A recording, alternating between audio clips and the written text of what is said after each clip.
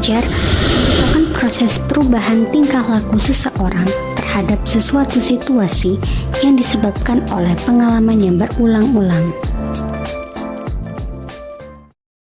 Apa ya macam teori belajar?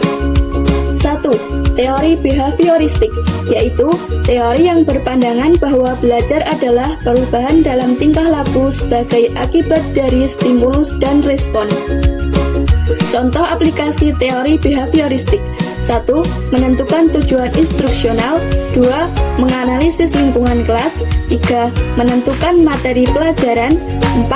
Memecah materi pelajaran menjadi subtopik. 5. Menyajikan materi pelajaran. Dan 6. Memberikan stimulus.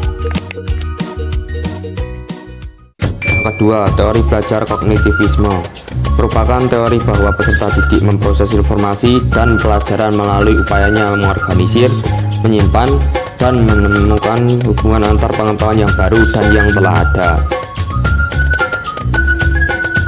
Contoh menurut Piaget: yang pertama, menentukan tujuan instruksional. Yang kedua, milih materi pelajaran.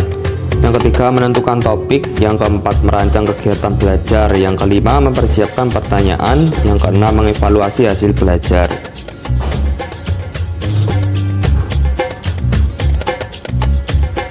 Contoh menurut Ausubel: yang pertama, menentukan tujuan instruksional. Yang kedua, mengukur kesiapan mahasiswa.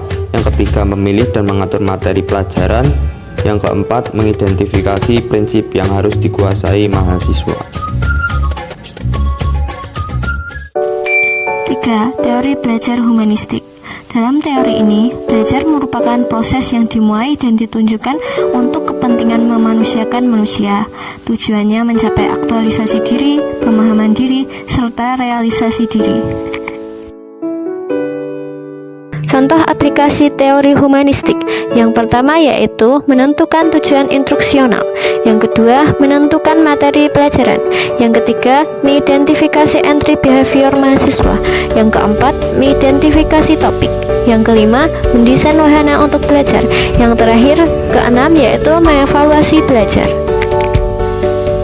Teori belajar konstruksivisme merupakan pembelajaran yang lebih menekankan pada proses dan kebebasan dalam menggali pengetahuan, serta upaya dalam mengkonstruksi pengalaman.